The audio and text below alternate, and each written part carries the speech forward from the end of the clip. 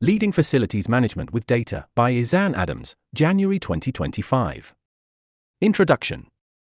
If you cut out all the fluff and skip to the chase, facilities management is all about creating and maintaining good value for money spaces and services for people to thrive. These spaces are safe and secure and preserve the capital investment and strategic goals of key stakeholders. Despite our best efforts, it is never easy knowing if we are fully delivering on this broad mandate. That is because there are millions of things going on and no one can be in a million places at the same time. So ask yourself, who really knows if our customers are happy with our service delivery until someone important complains? Don't misunderstand me, as I'm not saying that you shouldn't segment your stakeholders and focus on key groups. What I am saying is that there are a host of other equally important things to focus on too. If you choose to second-class the less sexy stuff over the C-suite, then rest assured, the proverbial wheels will still come off, albeit a bit further down the road. I hear this all the time. FMs are a special breed of people, the kind that enjoys coming back for more punishment every day. But it doesn't have to be this way, and by that, I mean the constant guesswork and fighting fires to get by. I've been in countless boardrooms where FM leaders talk about getting back to basics, only to chase their tails for another year and rehatch the same speech. But why are the basics of FM so elusive and difficult to nail down? I believe it's because FM has not fully embraced the power of data yet, and it's high time we get on with it, folks. I recognize that not all of us are comfortable with numbers, as we are human after all. We prefer in-person interaction to really understand others and to truly be heard. However, this is a luxury that we can no longer afford. We should be mindful that we live in a world with exponentially increasing demands and ever-shrinking resources, so there is little time to expect the human touch with everything, no matter how much we prefer it. To all the feelers, and from all the thinkers, let me reassure you that data science is not rocket science. Behind the fancy visuals are everyday numbers that tell an unbiased story of your FM reality. It does, however, require a paradigm shift away from appeasing high-profile stakeholders to managing by numbers. I for one know that the struggle to trust numbers over people is real, especially if you know that it's garbage in and garbage out of the proverbial data sausage machine. If you want to succeed, any data strategy must be well considered, or just don't bother. A half-baked attempt at this will wipe out any goodwill from the skeptics already in your ranks. I'm going to share my data strategy to manage the FM operations that is spread across several government-owned buildings in a large South African municipality. It's a pragmatic approach, and most of the details are beyond the scope of this short article, but it aims to highlight the data that every FM should keep in their back pocket to drive operational decisions. Topic 1. Measuring the benefits realization of spaces. Benefits realization is at the heart of facilities management. After all, the primary purpose of occupying real estate is to utilize it effectively, so the first place to start our data discussion is around defining spaces, their usage purpose and their allocation. Despite its importance, I've often been surprised at the poor quality of spatial data. An example of a spatial data hierarchy structure from the ground up could include spaces as a subset of floors, floors as a subset of buildings, buildings as a subset of properties, and properties as a subset of portfolios. It is worth noting that spaces are dynamic and change to adapt to the spatial needs of tenants. Regular maintenance of spatial data is key to ensure the correct charge out of expense recoveries and revenue collections. It further enables the correct budgeting of building services such as water, electricity, and fire protection, as well as soft services such as security, cleaning, and catering, to name a few. Examples of spaces include the marketing department occupying, say, 500 square meters of office space, or a building of, say, 25,000 square meters serving as a clinic. Taking benefits realization to the next level is to connect spatial data to people data such as staff, tenant, visitor, or contractor data. This is advantageous to secure spaces and assets from unauthorized people and manage health and safety risk using access control.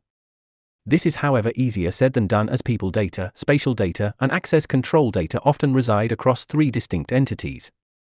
These include internal departments such as facilities management and human resources, and several access control contractors often spread across different buildings. Adding to the complexity, access control infrastructure generally does not have adequate cybersecurity, which inhibits the synchronization of sensitive human resource data with IoT devices. Moving beyond spatial data and people data, FMs should adopt standard ways of defining their catalog of services using services metadata. Good examples of these include standard office cleaning services per square meter, or Grade C security officer services per hour. Often these services are found in service level agreements and are developed with supply chain management when scoping bid documents. Price, however, is not the only determining indicator of value. The other important consideration is customer satisfaction. By including customer satisfaction data, FMs can adjust the quality of service to deliver the required value while keeping market prices in check. If you don't know who or what is where, and the value of services delivered against benchmarks, how are you going to deliver the required quality for your tenants? Once spatial data connects to tenant data, people data, and cost data, and is supported by good metadata, FM leaders can compare facilities and set management targets to drive quality and maintain efficiency standards. Thus, getting spatial data and its various associated datasets right is paramount to getting FM right. So isn't it time that you elevate the importance of these datasets in your organization? Topic 2. Measuring FM work performance. When duty calls, FM teams mostly resemble well-oiled machines that do everything in their power to get the job done in record time. Or do they? We've all heard the complaints about FM taking a month to change a few light bulbs, but only a few minutes to hang the boss's new picture frame. I suppose the variance in performance comes back to the conundrum of who's asking, right? There are definitely different strokes for different folks, so why do so many FM operations have just one measure of performance, which is simply a checkbox for status complete? Thomas Johnson is famous for saying, "You get what you measure," so it stands to reason that FM teams that only measure the number of open jobs are not measuring work performance, instead they are measuring current workload. If you think about it, measuring FM work performance depends on the type of work, as not all jobs are created equally. Some jobs are indeed high-profile events and need to be done the same day, while others are health and safety emergencies that once the danger has been neutralized, follow-up work could be done much later. Other work is planned months in advance, but needs a suitable time slot to avoid unnecessary disruptions to tenants, while some jobs are grouped into batches and managed over months to take advantage of economies of scale. Measuring FM work performance must therefore consider work type and utilize a suitable criteria that is time-based.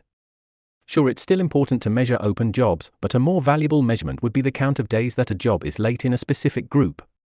Late days could then be translated into universal scores expressed as a number between, say, 1 to 5. It is important to appreciate that managing FM work performance is not the same as managing spatial benefits realization. They both, however, impact customer satisfaction. Favoring either metric over the other unintentionally creates a reactive FM environment, which often explains some of the chaos seen in many FM operations. Is your organization more focused on measuring customer satisfaction and current workloads over FM work performance? Do you want to balance your service levels to be more proactive and better service a wider stakeholder audience? Isn't it time to relook at your FM work data and include more appropriate criteria to improve performance management? Topic 3. Measuring the risk of operating spaces. We should know that everything in life comes with some form of risk. Yet despite these risks, we continue doing things in pursuit of realizing benefits, and this is okay up to a point where the consequence of something bad happening becomes unacceptable. In the FM space, unacceptable risk incidents that need to be managed are typically serious occupational injuries, illnesses, sickness or deaths to people, theft and damage to property, and reputational damage through bad management practices. FMs in South Africa often manage employer risk as mandated in various legislation such as the Occupation Health and Safety Act and the National Building Regulations and Building Standards Act and many others. Thankfully, FMs can lean upon several well-established management systems that regularly evaluates risk, ensures that risk is managed appropriately, and provides audited reporting for quality assurance. Legal compliance is ensured by performing various scheduled tasks such as mandatory maintenance on critical equipment, conducting emergency evacuation drills, hosting health and safety committee meetings, and various others. Despite all efforts, health and safety incidents and security and crime incidents still occur at all facilities. Incident data is used to determine the impact of risk management strategies and practices at preventing or mitigating the impact of hazards identified in facility risk assessments. Compliance data and incident data are then linked to spatial data, and together they provide a risk profile of each facility. These profiles are managed against the risk appetite of the organization, and where appropriate, interventions are taken to ensure legal compliance and reduce incidents to acceptable levels. Getting compliance data right is critical for avoiding reputational damage and incurring unnecessary legal expenses, whereas managing incidents at acceptable levels will provide tenants the reassurance that their spaces are fit for purpose and represent good value for money. How does your facility perform at ensuring compliance, and how do the incidents at your facility resonate with your tenants? Does it give them comfort or cause them distress? Isn't it time that you reflect on the risk of poorly managing these datasets? Topic 4. Measuring the ease of change in facilities. When we think of change in buildings, the first thing that comes to mind is construction work. That includes the building, parking, and surrounds, built to a point where we have a white box to let out to tenants. Once a tenant signs a lease, they would hard fit out the building from ceiling to floor with immovable fixtures and fittings, and then soft fit out the interior with furniture and decor to match their unique tastes. These types of change are physical in nature and would fit into the realm of facilities project management, having distinct data measurables for scope, cost, and schedule to adhere to. Facilities management, being a discipline strongly aligned to operations and the benefits realization of spaces, does play a role in projects through the management of change. For some of us, change is really difficult. But change can be made easier if people are given the opportunity to adapt to their changing world. Change is a journey that can be structured around well-understood change models. Using change agents that engage people at various touch points, change readiness and acceptance can be measured, reported, and managed to move change along at an acceptable pace. When change is poorly communicated, concerns are not addressed, or changes are not reinforced, change can cause distress to stakeholders despite the project being successfully delivered. The reality of real estate is that the cost of occupancy is rising, and that is despite an oversupply of rental options on the market. Tenants are thus expecting more value from their rental, thus driving landlord changes to attract or hold onto well-paying clients. As facility managers, are you measuring the readiness and acceptance of your stakeholders to change? Are your tenants truly part of the change journey, or are you mainly concerned with completing the project within budget, scope, and schedule? With all the competition for tenant rental, isn't it time to elevate change management data to the same level as traditional project management data? Topic 5 is measuring the impact of spaces on our world. The days of seeing sustainability as a fad are long gone. It's common knowledge that buildings and occupants use 30% of the world's energy and 15% of the world's fresh water. Facility managers thus need to take responsibility for better managing the use of these precious resources. Good sustainability practices are not only important for saving costs, but are key to being a good citizen of our planet. Governments and their municipalities must lead by example in the fight for improving sustainability. In most cases, though, the state is lagging behind when compared to the private sector. The journey of improving sustainability starts with gathering consumption data, then investing in projects to reduce utilities, and lastly managing resources to deliver on long-term sustainability goals. Facility managers need to audit and document the largest consumers of energy and water, and rationalize the data per area or beneficiary served. Good examples of these would include average kilowatt of electric lighting per square meter or kiloliter of water used per occupant. Sustainability projects are not the easiest business cases to sell. They often have upfront capital investment costs and require longer payback periods to see returns, plus they often rely on changing user behavior to make them viable. Despite these challenges, facility leaders need to take sustainability goals seriously, as rising energy and water costs are punishing wasteful users.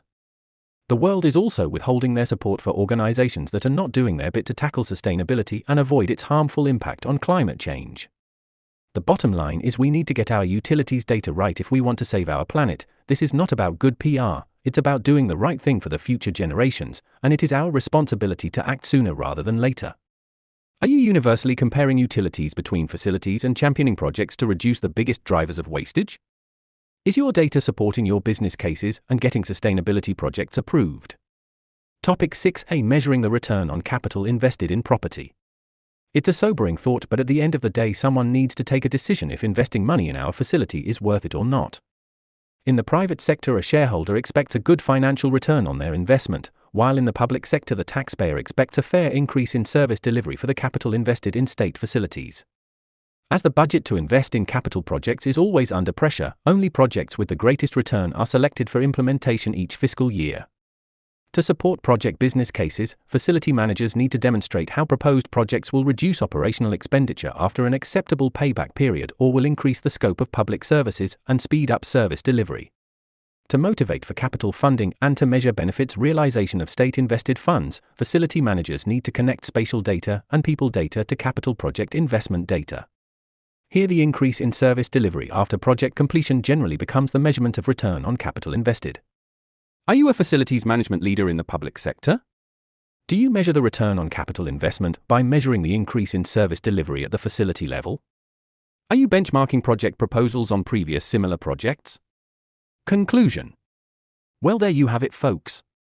Through data, we can measure the following: the benefits realization of spaces, FM work performance. The risk of operating spaces. The ease of change in facilities. The impact of spaces on our world. And the return on capital invested in property. These are all possible if we embrace a paradigm of numbers that use data as the backbone of business intelligence in facilities management. If this short article resonates with you and your team, let's continue having insightful data conversations and let's discover further ways of leveraging data to better serve our stakeholders.